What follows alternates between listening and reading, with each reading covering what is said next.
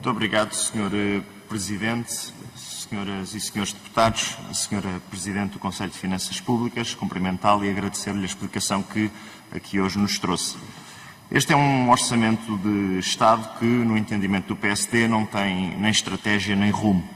É também um orçamento do Estado que não tem qualquer visão de futuro e que está apenas preocupado com o futuro político do Governo ou com o futuro político da geringonça ou daquilo que ainda sobra da geringonça.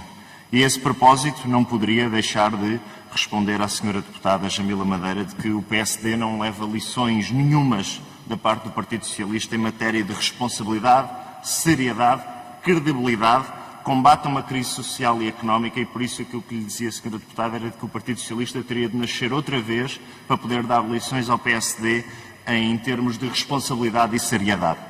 Mas, voltando àquilo que importa e não ao fediver parlamentar, óbvio que esta proposta de orçamento falha clamorosamente no apoio às empresas.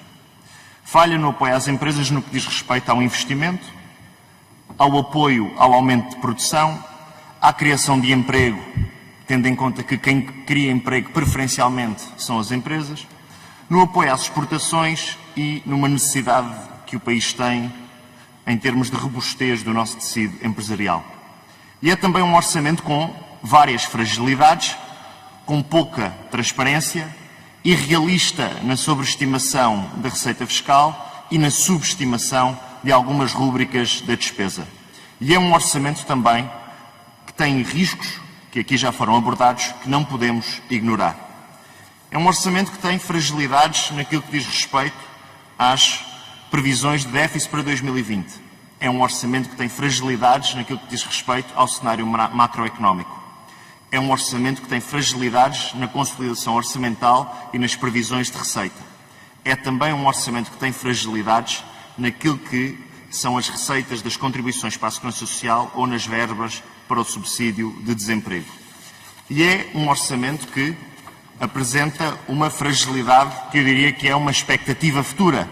A fragilidade de o Governo olhar para 2021 focado apenas no poder de fogo da chamada bazuca europeia, que pode chegar ou não no início de 2021 ou apenas a seguir ao verão, com a pandemia a agravar-se, com a necessidade de medidas restritivas para combater a crise sanitária, e enquanto as verbas da bazuca europeia não chegam, há empresas que desaparecem, há postos de trabalho que são destruídos e há muita riqueza que não é criada.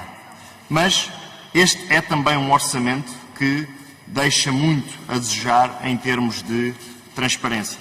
E não podíamos estar mais de acordo com a avaliação que o Conselho de Finanças Públicas faz no que diz respeito à informação sobre o impacto orçamental previsto com as medidas de resposta à Covid-19, que se afigura como insuficiente, apresentando incoerências e não se disponibilizando a distribuição do impacto daquelas medidas pelas diferentes componentes da receita e da despesa na estimativa para 2020, que serve de base para a previsão deste exercício de 2021.